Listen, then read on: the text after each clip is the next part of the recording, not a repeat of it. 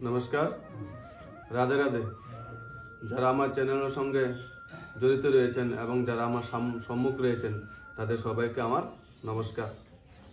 চলুন আজকে আর একটু সবাই মিলে সে ভগবানের কথা শ্রবণ করি। দেখুন, একবার সেই কৈলাসের উপরের মধ্যে সেই মাতা পার্বতী এবং পিতা শিব, পার্বতীকে পিতা শিবকে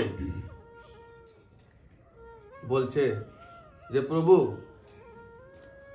তুমি তোমার যে সবচেয়ে বড় ভক্ত সেই রাবণকে কেন তুমি মহাপাপের টাইটেল দিলে? তখন সে প্রভু মাতা পার্বতীকে বলতে লাগলেন যে দেবী, জানো আমি রাবণকে কেন মহাপাপের টাইটেল দিয়েছি? তাহলে তোমাকে একটু আমার কথা শুনতে হবে। তাহলে সেই শিব কি বলেছে সে মাতা পার্বতীকে, যে পাপ 3 রকমের আছে। কত রকমের আছে? পাপ 3 রকমের রয়েছে ভাই। একটা হয়েছে ছোট্ট মোট্টু পাপ, ছোট পাপ, একটা একটু বড় এবং আর একটা অনেক বড়। তো ছোট মোটো পাপ মানে কি? যে পাপ আমাদের প্রত্যেক মানুষের মধ্যে রোজ হয়ে যায় ভাই। কিছু না কিছু পাপ প্রত্যেক ব্যক্তি করে ফেলে। তো সেই পাপটা সমাধানের রাস্তা এবং প্রত্যেক ব্যক্তির মধ্যে রয়েছে, এবং সেই পাপ প্রত্যেক ব্যক্তি সমাধান করতে পারে সেই ভগবানের ভজন করে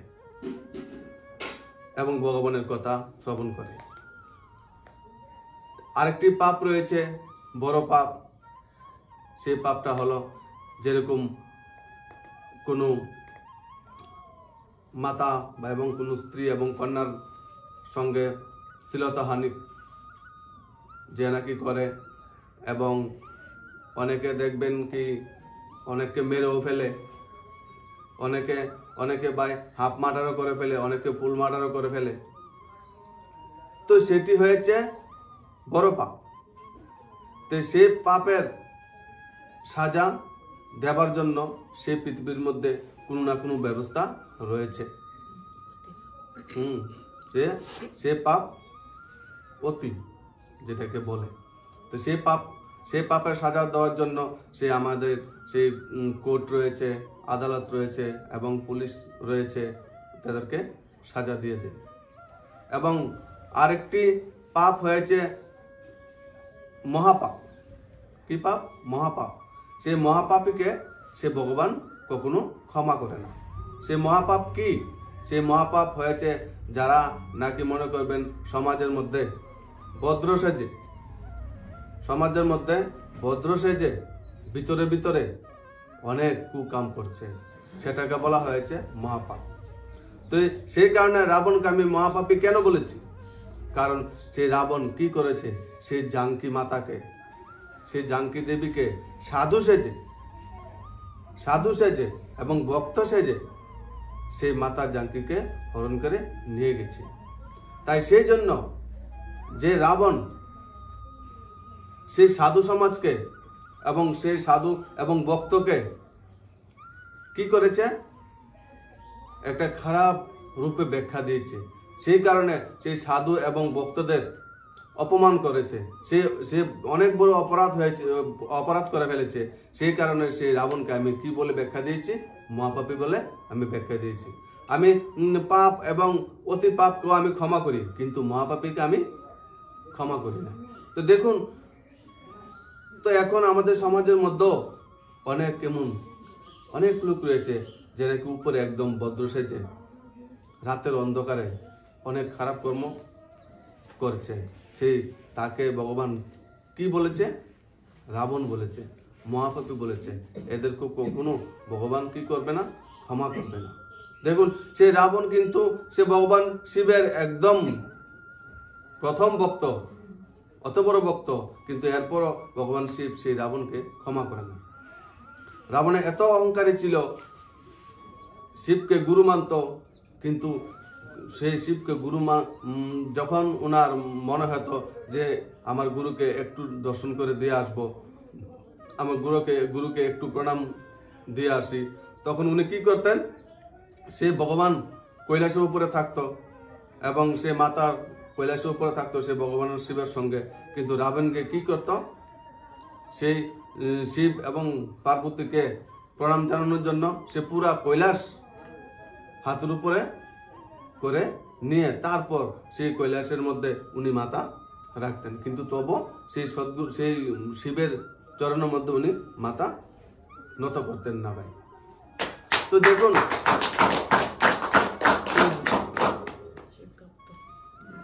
সে যখন পর্বত উঠাতো তখন সেই দেবী মাতা পার্বতী বলতো, প্রভু কি হয়েছে, এত নাড়াচড়া কি করছো, ভূমিকম্প এসে গেছে নাকি? তখন প্রভু বলতো যে না না, আমার একজন সে অহংকারী ভক্ত এসেছে আমাকে প্রণাম করতে। তাই উনি তো মাথা ঝুঁকান না, সেই কারণে উনি সে পর্বত হাতে নিয়ে তারপর উনি মাথা প্রণাম করে। তখন সে দেখুন মহাপাপীর লিস্টে যাতে আমরা না থাকি, ছোট মোটো পাপ কর্ম করলে আমাদের সেই সৎসঙ্গ দিয়ে সুধার হয়ে যাবে ভাই।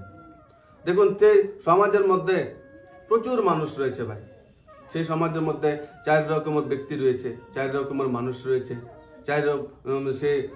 সেই সমাজের মধ্যে দুঃখ 4 রকমের রয়েছে।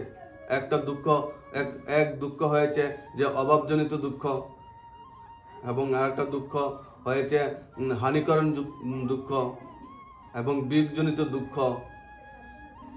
দেখুন, আরেকটি রয়েছে ভাই, দেখুন হানিকরণ দুঃখ বলেন, বিয়োগজনিত দুঃখ বলেন, অভাবজনিত দুঃখ বলেন, অপমানিত জনিত দুঃখ বলেন, সেই 4 দুঃখ সে আমাদের সমাজের মধ্যে প্রত্যেক ব্যক্তি কোনো না কোনো প্রত্যেকের সঙ্গে হচ্ছে ভাই। তো দেখুন, অভাবজনিত দুঃখ মানে কি? দেখুন, আমাদের অনেকের ঘরের মধ্যে দেখবেন অনেক কিছু আছে, অনেক কিছু নাই, সবসময় একটা না একটা সে অভাব লেগেই থাকে ভাই। অনেক সময় কাজকর্ম থাকে না, অনেক সময় পড়ার জন্য কোনো কিছু থাকে না, এবং ব্যবহারের জন্য কোনো কিছু থাকে না। সেই অভাবজনিত দুঃখ আমাদের সেই সমাজের মধ্যে কোনো না কোনো কোনায় লুকিয়ে রয়েছে সেই মানুষ ব্যক্তি। তা আরেক প্রকারের ব্যক্তি রয়েছে, সেটা হলো বিয়োগজনিত দুঃখ। কি জনিত? বিয়োগজনিত দুঃখ। বিয়োগ মানে কি? বিয়োগ মানে আমাদের জীবন থেকে কোনো কাছের লোক, আমাদের জীবন থেকে কোনো কাছের লোক মৃত্যু হয়ে গেছে এবং আমাদের জীবন থেকে চলে গেছে, সেটা হচ্ছে কি? বিয়োগজনিত দুঃখ। তো আমাদের সমাজের মধ্যে প্রচুর ব্যক্তি রয়েছে, অনেক মানুষ রয়েছে, সেই মানুষের অনেক কাছের লোক তার জীবন থেকে চলে গেছে, তাই ওরা ওখানে কি দুঃখ ভোগ করছে সেটাকে বলা হয়েছে বিয়োগজনিত দুঃখ ভাই। তো সেই ব্যক্তিদের দুঃখ দূর করতে হলে আমাদের সেই ভগবান গীতার জ্ঞান শ্রবণ করতে হবে, আমাদের সেই সৎসঙ্গ জ্ঞান শ্রবণ করতে হবে, এছাড়া ওদের দুঃখ কোনোদিন দূর হবে না। তারপর রয়েছে হানিকরণ দুঃখ। হানিকরণ কি? দেখুন, আমরা সমাজে বাঁচতে গেলে অনেকে দেখবেন অনেক রকমের কর্ম করে, যেরকম অনেকে বিজনেস করে, ব্যবসা করে, অনেকে আবার খেতি বাড়ি করে। দেখবেন অনেক সময় ব্যবসার মধ্যে দেখবেন অনেক লাখ লাখ টাকা লস হয়ে যায়, এবং অনেক খেতি বাড়ি করতে গেলেও ভাই দেখবেন বন্যা এসে বা অনেক পোকামাকড় সেই খেতি বাড়ি নষ্ট করে ফেলে, লাখ লাখ খেতি বাড়ি নষ্ট হয়ে যায়, লাখ লাখ টাকা সেই ধন সম্পদ অর্থ সম্পদ নষ্ট হয়ে যায়, সেটাকে বলা হয়েছে হানিকরণ দুঃখ। তো সেটাও সে আমাদের সমাজের মধ্যে প্রত্যেকের ব্যক্তি কোনো না কোনো সময় হয়ে যায় ভাই।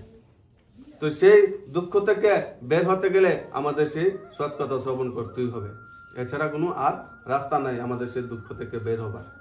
তারপর দেখুন, বলা হয়েছে অপমানিত জনিত দুঃখ। দেখবেন সমাজের মধ্যে এমন কিছু ব্যক্তি আছে, সে যেখানেই যায় সেখানেতে অপমান পেয়ে আসে ভাই, যেখানেই যায় সেখানে অপমান পেয়ে আসে, তাকে কোনো ব্যক্তি তাকে ভালোবাসে না, এবং সেই অপমান নিয়ে সারা জীবন বাঁচতে থাকে। তো ভগবান বলেছে যে সে অপমান নিয়ে আপনি কেন বাঁচবেন? যেরকম কৃষ্ণ বলেছে না, কৃষ্ণ কি করেছে, একবার মথুরা গিয়ে সে সেই কবজাকে কি করেছে, একদম সুন্দর বানিয়ে দিয়েছে ভাই। সে কবজা কি বলতো শ্রীকৃষ্ণকে, যে আমাকে এই পৃথিবীর মধ্যে সবাই অপমান করে, প্রত্যেকে অপমান করে, আমাকে কেউ ভালোবাসে না, তো তখন শ্রীকৃষ্ণ সেই কবজাকে কি করলো, একদম পুরা সুন্দর করে দিল। কি করে দিল? সুন্দর করে দিল। তো শ্রীকৃষ্ণকে সুন্দর করেছে? সুন্দর করেনি। কবজাকে অনুভূতি দিয়েছে যে তুমি তোমার কাছে সব থেকে সুন্দর। কে তোমাকে খারাপ বলবে, কে তোমাকে অপমান করবে, কে তোমাকে ভাই গালি দেবে, তুমি সেই চিন্তা কোনোদিন করবে না। তুমি নিজের কাছে সবচেয়ে থেকে তুমি সুন্দর। শ্রীকৃষ্ণ সেই কবজাকে সেই অনুভূতিটা দিয়েছে, নাকি উনি সেই কবজাকে সুন্দর করছে। সুন্দর মানে কি, উনি উনার সেই আত্মার সঙ্গে পরিচয় করে দিয়েছে। তো সেই কারণে আমরা কোথায় যাব, কে অপমান করবে, যে জায়গাতে যাব অপমান করবে, সেই জায়গাতে যাব অপমান করবে, সেই লোকটা অপমান করবে, সেই অপমানজনিত দুঃখ আমরা জীবন কেন কাটাবো ভাই? সেই সৎসঙ্গের মধ্যে এবং সেই সৎ বাণীর মধ্যে এবং সেই গীতার জ্ঞানের মধ্যে একমাত্র আপনারা শান্তি পাবেন, অপমান কোনোদিন পাবেন না। এবং অপমানকে আপনারা কি করতে পারবেন? জয় করতে পারবেন। তো দেখুন, সেই সমাজের মধ্যে আমরা সেই 4 রকমের দুঃখ প্রত্যেকে কোনো না কোনো সময় ভোগ করতে আছে। রোজ অভাবজনিত দুঃখ, অপমানজনিত দুঃখ, হানিকরণ দুঃখ এবং বিয়োগজনিত সে দুঃখ প্রত্যেক মানুষ রয়েছে। তাই আমরা সেই দুঃখ দূর করতে হলে আমাদের সেই সৎসঙ্গের সঙ্গে প্রত্যেকে যোগাযোগ করতে হবে ভাই। তারপর দেখুন, আমাদের সেই সমাজের মধ্যে, আমাদের সেই রাজ্যের মধ্যে, আমাদের সেই দেশের মধ্যে ভাই তিন রকমের মানুষ আছে। কত রকমের? সেই 3 রকমের মানুষ আছে। এক হয়েছে 3 রকমের মানুষের মধ্যে এক হয়েছে যে বিচারক। এক রকম ব্যক্তি হয়েছে বিচারক ব্যক্তি, এক রকম ব্যক্তি আছে ভাই মূর্খ ব্যক্তি, এবং আর এক রকম ব্যক্তি আছে, মানুষ আছে সে জ্ঞানী। 3 রকমের মানুষ আছে। তো 3 রকমের মানুষের মধ্যে দেখুন, মূর্খ কাকে বলা হয়েছে? মূর্খ কাকে বলা হয়েছে? মূর্খ বলা হয়েছে যে নাকি মনে করবেন যে আমি দেখছি সেই ব্যক্তিটা সেই কর্মটা করে, তার জীবনে দুঃখ চলে এসেছে, তার জীবনে অশান্তি, টেনশন, ডিপ্রেশন চলে এসেছে, তার পুরা পরিবার ধ্বংস হয়ে গেছে, তার পুরা পরিবার নষ্ট হয়ে গেছে, সেই কর্মটা করে। আমি যেন দেখো নিজের চোখে, তারপরও আমি কি করছি, সেই কর্মটা আমি আবার পুনরায় করে ফেলেছি ভাই। এবং সেই করার ফলে সেই দুঃখ, যেমন সেই ব্যক্তিটার পরিবার নষ্ট হয়ে গেছে, ধ্বংস হয়ে গেছে, সেই দুঃখ দেখো আমিও সেই কর্মটা করে আমার পরিবারও নষ্ট করে দিলাম, ধ্বংস করে দিলাম। এবং পরিবারের মধ্যে প্রত্যেক ব্যক্তি দুঃখ, ডিপ্রেশন, টেনশন প্রত্যেক দিন থাকে ভাই। তো সেটা হয়েছে মূর্খ তার নিশানি ভাই। তো আমাদের সমাজের মধ্যে সেরকম ব্যক্তিও আছে। যেরকম মনে করেন না যে একটি মাঠের মধ্যে ভাই সেই গরু গাই মাতাকে দিয়েছে, সেই মাঠের মধ্যে যে গাছগুলা রয়েছে সেই গাছগুলোর মধ্যে পয়জম রেখে দিয়েছে, পয়জম ঢেলে রেখে দিয়েছে, মানে বিষ ঢেলে রেখে দিয়েছে। তখন সে একটি গাই মাতা গিয়ে সেই গাছটিকে খাচ্ছে এবং ডলে পড়ে যাচ্ছে মৃত্যুর কোলে। এবং এরকম করে করে একটা গাই মাতা আসছে, দেখেছে কিন্তু গাই মাতা ডলে পড়ে রয়েছে, মৃত্যু হয়েছে, কিন্তু তারা একজন করে এসে এই খেয়ে পুরা ডলে পড়ে যাচ্ছে ভাই। কিন্তু এদের মধ্যে কি নাই? বিবেক নাই। কারণ ওরা জানে না যে মৃত্যু কি জিনিস, জন্ম কি, মৃত্যু কি, এরা জানে না। তাই ওনারা কি করছে, সেই খেয়ে একজন করে মারা যাচ্ছে। তো দেখুন, সে আমাদের তো ভগবান এত বড় বিবেক দিয়েছে। ভগবান সেই মানুষকে কি বলেছে, 84 দুনিয়া থেকে সবচেয়ে থেকে শ্রেষ্ঠ হয়েছে মানুষ, শ্রেষ্ঠ বলে উপাধি দিয়েছে। কারণ কেন উপাধি দিয়েছে শ্রেষ্ঠ বলে? মানুষের বিবেক রয়েছে, নির্ণয় করার শক্তি মানুষের মধ্যে আছে। তো দেখুন, সে আমরা মানুষ হয়ে দেখছি যে একজন ব্যক্তি এত দুঃখ, টেনশন, হতাশ উনি কাটাচ্ছে, এরপরও আমরা সেই কর্মটা করে আমার সংসার এবং আমার নিজেকে দিন দিন শেষ করে ফেলছি ভাই। তো সেটা হয়েছে মূর্খ মানুষের নিশানি। তার আর এক রকম রয়েছে বিচারক। বিচারক মানে কি, দেখছে যে সেই কর্মটা করে সেই ব্যক্তিটা অনেক টেনশন, ডিপ্রেশন, তার ঘরের মধ্যে শান্তি নেই, তার পরিবারের মধ্যে অশান্তি, সে দেখে নিজে সতর্ক হয়ে গেছে ভাই, নিজে সতর্ক হয়ে গেছে এবং সে বিবেক এবং বুদ্ধি দিয়ে বিচার করে ফেললো যে আমি সেই কর্মটা ভাই করবো না। যদি আমি সেই কর্মটা করি তাহলে তার মতো আমিও দুঃখী হব।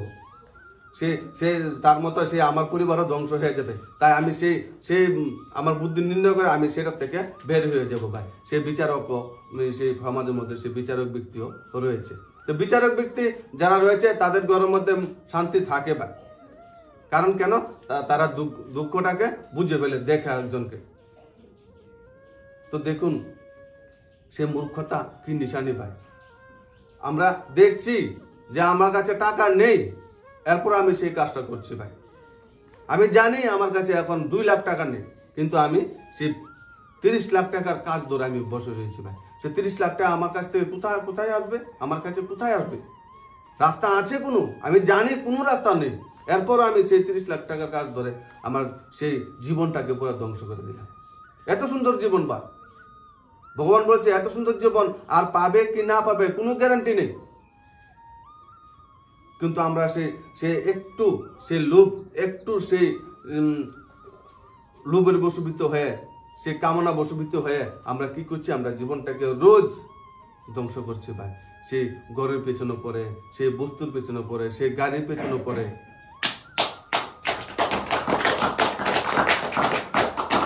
তো দেখুন না, তো সেটা হয়েছে মূর্খতার নিশানি ভাই। মানুষের জীবন কত বছর? সেই 50 থেকে 70 বছরের জীবন তার। সেই 50 থেকে 70 বছরের জীবনটাকে সেই সাধারণ একটা ঘরের জন্য, সাধারণ একটা গাড়ির জন্য, সাধারণ কিছু গহনার জন্য, সাধারণ একটি বাড়ির জন্য সেই জীবনটাকে ধ্বংস করে দেয় ভাই। সেই জীবনটাকে চিনে না। সেটা হয়েছে সবচেয়ে থেকে মূর্খতামি। সেই মূর্খ ব্যক্তি যারা রয়েছেন তারা সতর্ক হয়ে যান। এবং আপনাকে কেউ ঘরের মধ্যে এনে টাকা দিয়ে যাবে না যে আপনি ঘরটা কমপ্লিট করুন। আপনার কাছে যতটুকু রয়েছে ততটুকুর মধ্যেই সন্তুষ্ট থাকেন না। কিন্তু না, আমরা তো ততটুকুর মধ্যে সন্তুষ্ট থাকবো না। আমরা তো সেই অভাবজনিত থাকবোই ভাই। তো অভাবজনিত যদি সংসারের মধ্যে থাকে তাহলে সেই সংসারের মধ্যে কি শান্তি আসে? সেই সংসার কি হয়ে যায়? ধ্বংস হয়ে যায়। একজন ব্যক্তি সেই সংসারের মধ্যে শান্তি থাকে না। তো দেখুন সেই 3 কোয়ালিটির মধ্যে, 3 রকম মানুষের মধ্যে একটি হয়েছে মূর্খ মানুষ, একটি হয়েছে বিচারক, আর একটি হয়েছে জ্ঞানী। কি? জ্ঞানী ব্যক্তি। জ্ঞানী ব্যক্তিরা কি করে? তারা সব কামনা বাসনার থেকে, সব ইচ্ছা থেকে তারা মুক্তি কিভাবে আসবে সেই রাস্তা তারা খুঁজে নিয়ে নেয়।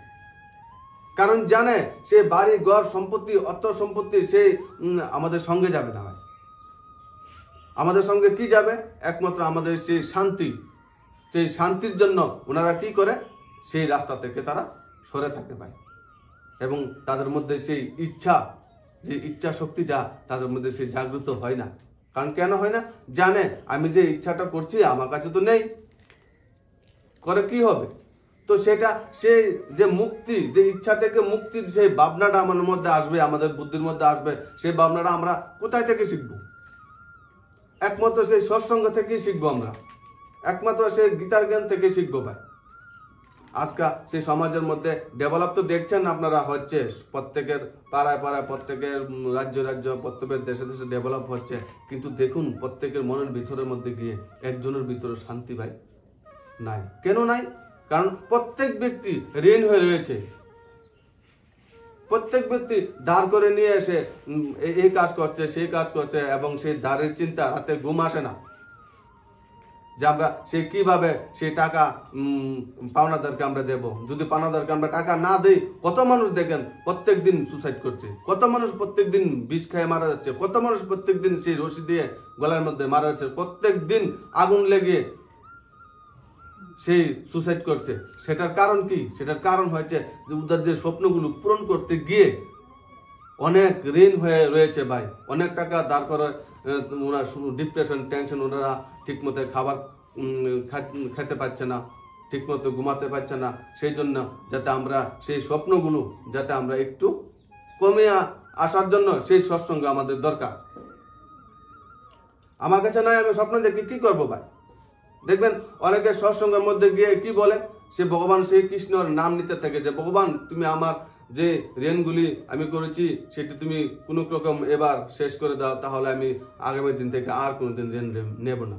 কিন্তু পরের দিন আবার সে দিয়ে আবার সেই ঋণ করা শুরু করে। গড় কাহিনী হয়ে গেছে ভাই। তো ভগবান কি করবে? ভগবান কি করবে? ভগবান কাছে আসে আমরা সেই কামনা করতে থাকি, ভগবান আমার এটা তুমি পূরণ করো, এটা তুমি পূরণ করো। কিন্তু কি বলেছে গীতার মধ্যে? কি বলেছে? কৃষ্ণ কো চাহা না কৃষ্ণ সে চাহা? কি বলেছে? কৃষ্ণ কো চাহা ইয়া কৃষ্ণ সে চাহা। মানে যদি আমরা কৃষ্ণকে চাই তাহলে কৃষ্ণ থেকে আমরা কিছু চাইতে পারবো না, শুধু কৃষ্ণকে চাইতে হবে আমাদের। আর যদি কৃষ্ণ থেকে চেয়ে নেই তাহলে কৃষ্ণকে আমরা কোনোদিন পাবো না ভাই। মীরা কি বলতো? মেরা তো এক गिरधर गोपाल दूसरा ना कोई भाई। কিন্তু আমরা তো বলি যে মেরা তো এক गिरधर गोपाल, কিন্তু আমার সব, আমার ছেলে, আমার মেয়ে, আমার বাড়ি, আমার ঘর, আমার গাড়ি সব আমার। যতক্ষণ পর্যন্ত আমাদের সেই মন থেকে আত্মা থেকে সে না বলতে পারো যে মেরা তো এক गिरधर गोपाल दूसरा ना कोई, ততক্ষণ পর্যন্ত আমরা সেই পরমাত্মার সঙ্গে মিলন করতে পারবো না। ততক্ষণ পর্যন্ত কি করতে পারবো না? পরমাত্মার সঙ্গে আমাদের সেই মিলন হবে না ভাই। যদি আমরা স্বেচ্ছা ভক্ত না হই তাহলে সেই স্বেচ্ছা কৃষ্ণ আপনাকে ভক্তি কোনোদিন দেবে না। কিন্তু আমরা তো বলি যে আমরা সেই কৃষ্ণর ভক্ত, কিন্তু আমরা কে দুনিয়া সেই ভক্ত বানিয়ে রেখেছি। কাকে? সেই ঘরকে, বাড়িকে ভক্ত বানিয়ে রেখেছি, এবং ছেলেকে ভক্ত বানিয়ে রেখেছি, নাতিকে ভক্ত বানিয়ে রেখেছি, স্বামীকে ভক্ত বানিয়ে রেখেছি, স্ত্রীকে ভক্ত বানিয়ে রেখেছি, আমার ধন সম্পত্তিকে আমি ভক্ত বানিয়ে রেখেছি। আমি আবার বলছি মেরা তো এক गिरधर गोपाल दूसरा ना कोई। যতক্ষণ পর্যন্ত আমাদের সেই মন থেকে না বলবো মেরা তো এক गिरधर गोपाल दूसरा ना कोई, ততক্ষণ পর্যন্ত সেই পরমাত্মাকে আমরা দর্শন করতে পারবো না। দেখুন সেই কবির দাস কি করেছে? কবির দাস একবার সেই মীরার সঙ্গে দেখা করতে যান। মীরার গ্রামের মধ্যে মীরার সঙ্গে দেখা করতে যান। গিয়ে প্রত্যেক লোককে বলতে লাগলো সে মীরার ঘর কোথায়। তখন সেই প্রত্যেক লোকেরা সেই কবির দাসে কি বললো যে ও বাবরি। কার কথা বলছেন আপনি? সে বাবরি, সে পাগল। সে ওনাকে তো প্রত্যেককে পাগল বলে রাখে, আপনি সেই পাগলকে খুঁজছেন। তখন সেই কবির দাস বলতে লাগলেন, হ্যাঁ আমি সেই পাগলকেই খুঁজছি, আমি জানি উনি একজন কৃষ্ণর স্বেচ্ছা ভক্ত, তুমি আমাকে একটু ওনার সেই ঘরটা দেখিয়ে দাও, কোনখানে থাকে উনি। তখন সেই খুঁজতে খুঁজতে সেই ঘরের মধ্যে গিয়ে বলতে লাগলেন যে মীরা কই আছে, কোথায় আছে। তখন সেই শাশুড়ি বলতে লাগলেন, কোন মীরা? কাকে খুঁজছেন আপনি? সে কুলনাসী। তখন সেই কবির দাস মনে মনে ভাবতে লাগলেন, মীরা জানি কত দুঃখ রয়েছে ওনার মনের মধ্যে। মনে হয় সেই ঘরের কোনার মধ্যে গিয়ে মনে হয় উনি কান্না করছে ভাই। তবু আমি একটু এসেছি তখন সেই মীরাকে, কৃষ্ণ ভক্ত মীরাকে একটু দর্শন করে যাই। তখন সেই মীরার ঘরের মধ্যে প্রবেশ করে গিয়ে দেখে সেই মীরা সেই ঘুঙ্গুর পাওয়ার মধ্যে বেঁধে তারপর সেই কৃষ্ণ গানেতে মজে রয়েছে যে মেরা তো এক गिरधर और दूसरा ना कोई। তো দেখুন সে এত বড় সন্ত, এত বড় মহান আত্মা সেই কবির দাস কাকে দর্শন করতে গিয়েছে? সে মীরাকে। আমরাকে কতজন দর্শন করতে আসে? তা আমরা ভক্ত কোথায় হয়েছি? মীরার মতন ভক্ত হয়েছি? শুধু গান গাইলে চলবে না, ভক্ত হতে হবে। মীরার গান শুনে, মীরার শাস্ত্রের মধ্যে গান গেয়েও আমরা ভগবান লাভ করতে পারবো, ভজন করেও আমরা ভগবান লাভ করতে পারবো। মীরার সে ভজন শুনে দূর দূর যত আত্মা রয়েছে শান্তি অনুভূতি করত এবং অতীন্দ্রিয় সুখ, আত্মা তৃপ্তি হয়ে যেত। কিন্তু আমরা কি ভজন করছি? মানুষেরকে হার্ট অ্যাটাক করাচ্ছি, মানুষের জীবনের অশান্তি, ডিপ্রেশন টেনে আনছি, সে হাই হল্লা করে। কিন্তু মীরার ভজন শুনে প্রত্যেক ব্যক্তি আনন্দ পেত, প্রত্যেক ব্যক্তি আত্মা থেকে সন্তুষ্ট পেত। তো আমরা তো সেই মীরা মতন ভজনও করছি না, শুধু হাই হল্লা করছি। তো দেখুন সেই কবির দাস এত মহান সন্ত, সে গিয়েছেন মীরার সঙ্গে দেখা করতে, এবং প্রত্যেক দিন সে মীরাকে অত্যাচার করত। কে অত্যাচার করত? সে মীরার স্বামী রানা এবং মীরার শাশুড়ি, মীরার ননদ, যতজন ছিল সেই রাজমহলের মধ্যে। কিন্তু মীরা কি করত? শুধু ভগবান নিয়ে থাকতো ভাই, ভগবানের কাছে সবকিছু বলতো। কিন্তু একদিন মীরাকে এত অশান্তির মাত্রা অনেক বেড়ে গিয়েছে, তখন সে মীরা একদিন কেঁদে কেঁদে বলতে লাগলেন যে ভগবান, যদি আপনার সঙ্গে প্রেম করে আমার এত দুঃখ আসতো, এত দুঃখী হতাম, তাহলে আমি আপনাকে কোনো দিন প্রেম করতাম না ভাই। তখন সে ভগবান, সে প্রভু, সে কৃষ্ণ, সে মীরার কথা শুনেছেন। শুনে পরের দিন কি করেছেন? সে মীরার সে দরজার সামনে একজন গুরু পাঠিয়েছেন। কি পাঠিয়েছেন? একজন গুরু পাঠিয়েছেন। গুরুটা কে ছিল? সেই সুরদাস। কে ছিল? সুরদাস। তারপর সে সুরদাস সে মীরার সঙ্গে কথা বলে সে মীরাকে বলতে লাগলেন যে আপনি একটা কাজ করুন, আমার কাছে একটি আপনি পত্র লিখে দিন, আমি আপনার সেই পত্র কথাটা আমার সেই সদ্গুরু সঙ্গে আলোচনা করব। কার সঙ্গে? সেই সদ্গুরুর সঙ্গে আলোচনা করব।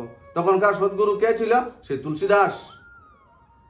তখন সেই গুরু সুরদাস গিয়ে সে তুলসীদাসকে সেই পত্র দেন। তারপর সেই মীরা জীবন থেকে দুঃখ দূর হয়। মীরাকে কিভাবে, কিরকম ভাবে, কিভাবে মীরা ভক্তি করতে পারবে শ্রীকৃষ্ণ, সেই সদ্গুরু ওনাকে সে সাজেশন দিতে থাকেন, এবং এরপর থেকে সে মীরার জীবন থেকে দুঃখ দূর হয়ে যায়। এবং সে 41 বছর পর্যন্ত উনি দুঃখী ছিলেন। ভগবানের এত বড় ভক্ত হয়েও যতক্ষণ পর্যন্ত ওনার জীবনে সদ্গুরু আসে না, ততক্ষণ পর্যন্ত উনি কি ছিলেন? দুঃখী ছিলেন। তারপর সদ্গুরু আসার পর সেই মীরাকে প্রত্যেক বৃন্দাবনবাসী সে মীরাকে চিনতে লাগলো যে মীরা একজন সত্যি ভগবান শ্রীকৃষ্ণ ভক্ত ভাই। তো আমরা যে ভক্ত, আমরা কিভাবে আমরা দুনিয়ার কাছে প্রস্তুত করব যে আমরা যে ভগবানের ভক্ত? সে আমাদের জীবনে একজন সদ্গুরু থাকতে হবে, আমাদের জীবনে একজন সদ্গুরু লাগবে। যদি না থাকে তাহলে আমরা সে মীরার মতন ভক্ত যে প্রমাণিত দুনিয়ার সামনে করতে পারবো না ভাই। তো দেখুন সে মহান এত বড় কবির দাস, উনি কে ছিলেন? উনি ছিলেন একদম ভগবানের দ্বিতীয় স্বরূপ। কি ছিল? দ্বিতীয় স্বরূপ। উনারও কিন্তু সংসার ছিল, উনিও একজন গৃহস্থী ছিল, উনারও সন্তান, ছেলে মেয়ে ছিল, স্ত্রী ছিল ভাই। কিন্তু ছেলে মেয়ে থাকার পরও, সংসার থাকার পরও উনি কি হয়ে গেলেন? ভগবান হয়ে গেলেন। উনার উপনিষদ রয়েছে। দেখুন আজকে সেই ভারতবর্ষের মধ্যে আজকে সে কোটি কোটি ফলোয়ার্স সেই কবির দাসের। কেন? উনি তো গৃহস্থ ছিলেন। আমরা তো অনেক বলি যে আমরা তো গৃহস্থী ভাই, আমরা তো এত কিছু করতে পারব না। কেন? আমরা গৃহস্থ থেকে সেই কারণে আমরা কি অপরাধ করার লাইসেন্স পেয়ে গেছি? আমরা গৃহস্থ থেকে সেই কারণে আমরা কি অপরাধ করার লাইসেন্স পেয়ে গেছি? সে কবির দাসও তো গৃহস্থী ছিল ভাই, এত বড় সন্ত। রোজ সে উনি বাড়ির মধ্যে সৎসঙ্গ বসাতেন, রোজ সে উনার সৎসঙ্গের কথা প্রচুর লোক শুনতে আসতেন, এবং উনি সংসারের জন্য কাজও করতেন। উনি কি করতেন? উনি সেই কাপড় বানাতেন ভাই, কাপড় বানিয়ে সে বাজারে নিয়ে বিক্রি করে উনার সংসার পালত, এবং প্রত্যেক দিন রোজ সকাল বিকাল সৎসঙ্গ বসাত, এবং সেই বাজারে নিয়ে কাপড় বিক্রি করে তিনি ওনার কাছে যে টাকা থাকতো সেই টাকা দিয়ে আবার কি করতো? সেই সৎসঙ্গে যতজন তারা আসতো সেই সৎসঙ্গে লোককে উনি সে প্রসাদ আবার খাওয়াতো ভাই, সকাল বিকাল। তখন প্রসাদ প্রত্যেক দিন বলে আপনারা যারা যারা সৎসঙ্গ শুনতে এসেছেন প্রসাদ নিয়ে যাবেন। ছিল না টাকা, অল্প নিয়ে সে কোনো রকম সংসার চালাতো ভাই। তখন সে বছরের শেষে ঋণ হয়ে যেত। কি হয়ে যেত? ঋণ হয়ে যেত বছরের শেষে। এবং একদিন ওনার ছেলে কমল বলতে লাগলেন সে কবির দাসকে যে পিতাজি, আপনি যদি যে এইভাবে যদি ঋণ করতে থাকেন তাহলে আমরা কিভাবে চলবো ভাই? আপনি সৎসঙ্গ করেন ভালো কথা, কিন্তু রোজ কেন প্রসাদ ওনাদেরকে খাওয়াচ্ছেন? আমি ঋণ করে আমি দুনিয়া ঋণ হয়ে যাচ্ছি আমরা। তখন সেই কবির দাস কিছু বলেন না। তারপর আরেকদিন সেই কবির দাসের ছেলে কমল বলতে লাগলেন যে আপনি যেভাবে সৎসঙ্গবাসীদেরকে প্রসাদ খাওয়াচ্ছেন আমি ঋণ করতে তার পারছি না, আপনার জন্য আমার কি করতে হবে? চুরি করতে হবে। কি করতে হবে? চুরি করতে হবে। তখন সেই কবিদাস বলতে লাগলেন, যদি করতে হয় তাহলে করো। তারপর সেই কমল বলতে লাগলেন যে আমি তো চুরি করবো, আপনি আমার সঙ্গে দেবেননি। তখন কবিদাস বলতে লাগলো, তোমার যদি তাই ইচ্ছা হয় সঙ্গে তোমার দেব। তখন সে একজন জমিদারের ঘরে রাত্রের বেলা চুরি করতে গেল ভাই। সেই কমল তখন চুরি করতে যায়, কবিদাস সেই জমিদারের ঘরের বাইরে রাস্তার মধ্যে দাঁড়িয়ে রয়েছেন এবং সেই কমল ঘরের মধ্যে প্রবেশ করে চুরি করার আসার সময় সেই কবিদাস পিতাজিকে বলতে লাগলেন যে পিতাজি হয়ে গেছে, চুপচাপ বললেন। সেই কবিদাস সেই কমলকে বলতে লাগলো, চুরি তো তুমি করেছ, তুমি যার ঘরে চুরি করেছ তাকে একটু বলে দিয়ে আসো, এবং জুড়ে যে রাস্তা থেকে উনি বললেন, সেই জমিদারের ঘরে যতজন সদস্য ওনারা সবাই জেগে গেছেন এবং সে উনাকে ধরে ফেলেছেন, ধরার জন্য এসে গেছেন, দরজা মরজা সব লাগিয়ে ফেললো। তখন সেই কবিদাসকে দূর থেকে চিৎকার করে বলল যে আপনি, আমার আরেকটা আশা রয়েছে, সেই আশাটা যদি পূর্ণ করেন, আমাকে এখন সেই জমিদারের লোকজনরা ধরে ফেলবে, ধরে ফেলার আগে আপনি আমাকে আমার সেই দেহ থেকে সেই মুন্ডুটা কেটে নিন, যাতে আপনার সেই মান সম্মান যাতে না যায়, আপনার নাম যাতে খারাপ না হয়। তখন সেই কবিদাস বলতে লাগলেন, তাহলে তোমার যদি ইচ্ছা হয় তো তাহলে তোমার ইচ্ছাও আমি সেই ইচ্ছাটা পূর্ণ করছি ভাই।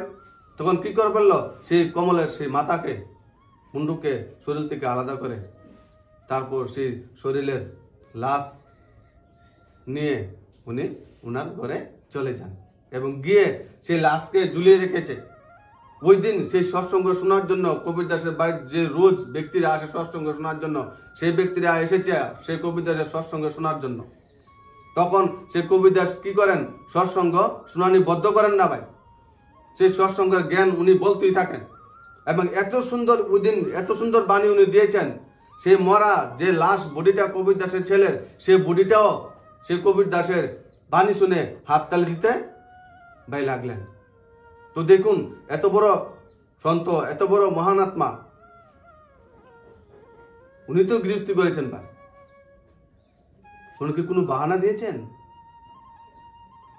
সেই সততা ভাবে, নিষ্ঠা ভাবে উনি সেই সৎসঙ্গ চালিয়েছেন ভাই, এবং আজকে দেখেন কত বড় টাইটেল পেয়েছেন সেই কবিদাস।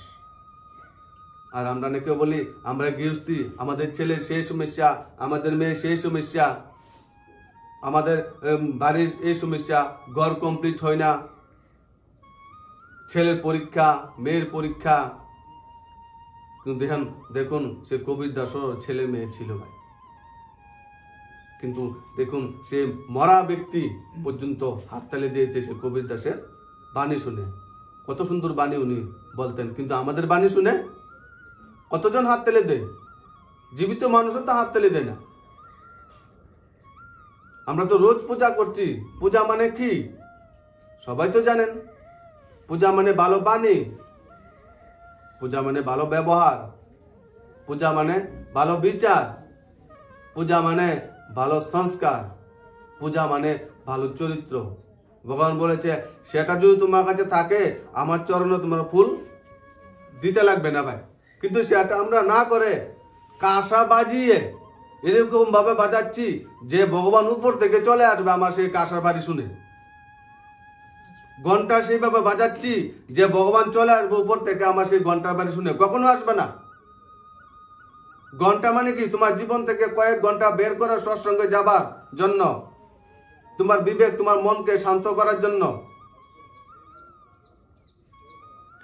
কিন্তু সেটা আমরা না করে, দেখুন সেটা আমরা না করে আমরা কি করছি, আমরা শুধু এই ঘটা করে পূজা করছি, ঘটা করে অনুষ্ঠান করছি।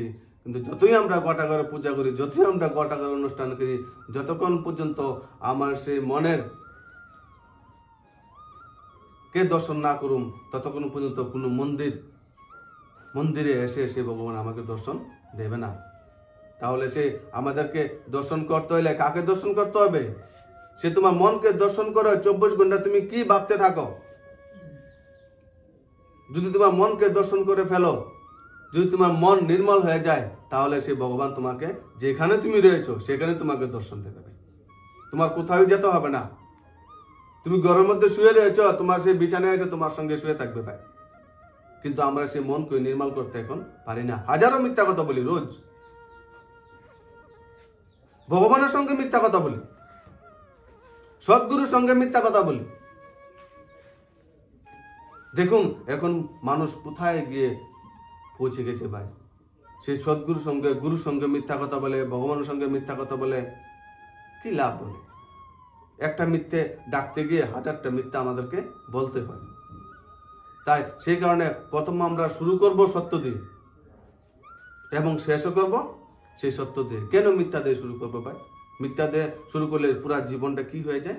পুরা মিথ্যা হয়ে যায়।